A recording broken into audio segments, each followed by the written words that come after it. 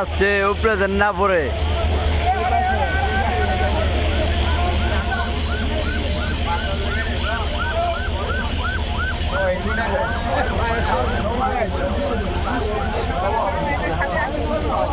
আমরা এখন আছি ময়মনসিংহ কৃষি বিশ্ববিদ্যালয়ের সামনে।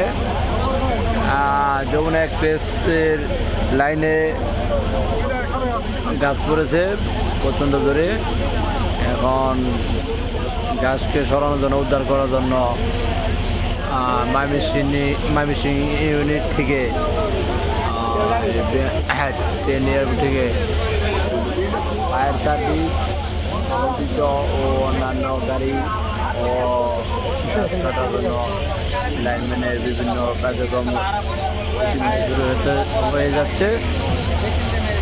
অল্প কিছুর মধ্যে শেষ করা হবে।